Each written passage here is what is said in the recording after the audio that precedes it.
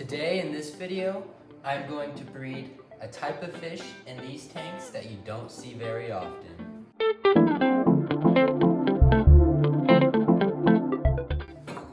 I just filled these up and found them online for cheap and built the stand. It's right under my big 60-gallon, and it came with some sponge filters. So I got these sponge filters when I got the tanks, and so I'm gonna just put them in before I even have my bubbler to go with them, or heaters, just so beneficial bacteria can already colonize as soon as possible. So all those tanks didn't come with heaters, and so I got, it's kind of exciting, I have 5 new heaters for them, but I'm gonna wait until I get everything else to install them. All right, so this is the second thing I ordered. I got the heaters in for the tanks, and now I have some sponge filters. Just wanted to try them out because they look like fun. And then, what I've really been waiting for,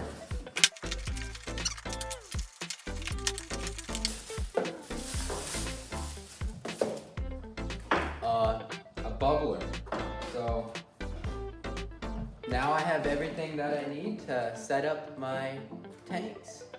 So to complete the bottom row of the tanks I want over there, I'm gonna move this tank over here, over there, and I'm gonna take these lights and hang them up over there as well, and then I'll start putting everything together.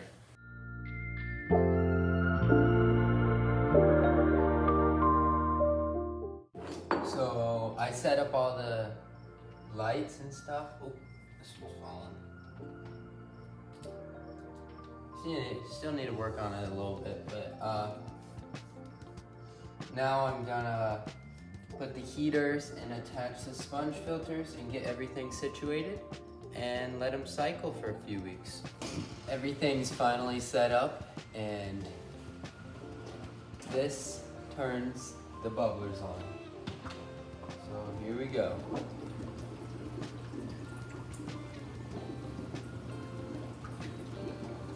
I might need to adjust that. Okay, so now I'm gonna make a little DIY spawning mop. It kind of looks like a mop, and then the fish will lay their eggs in this yarn, and then I'll pick the eggs out, and then I'll put them in a different tank where they'll grow out.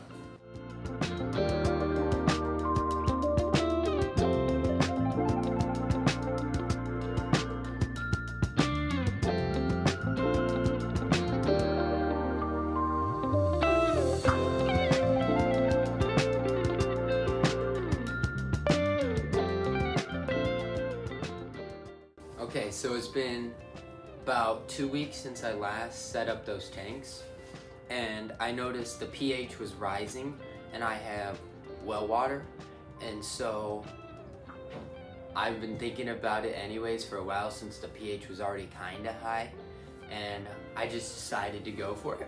And so here I have a RO system which purifies the water, which like strips the minerals and other things like that out of the water, making it pure water, pretty much 7.0 water. And so let me show you how this works. Okay, this is the 4-stage reverse osmosis system, and so here's how it works. Down here we have the inlet, which leads to this, where I can flip it on like that.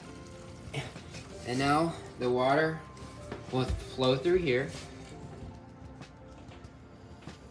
and this blue tube goes down into the basement, and I open this up here, and we come down here.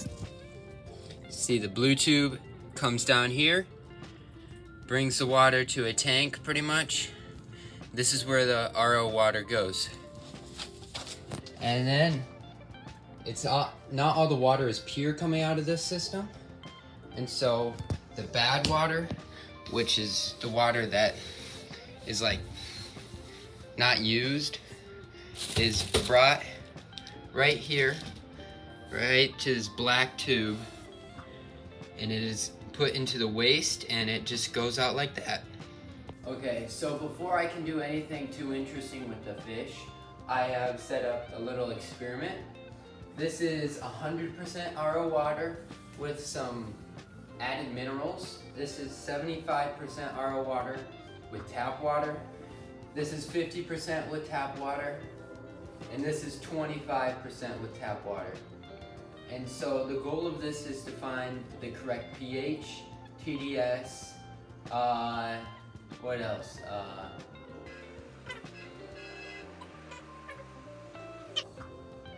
Yeah, I got it. GH and KH. And so with these, I'll be able to hopefully find the correct amount that I want. And then I can switch out the water, and the tanks will already be cycled. And so then from there on, I can get the fish.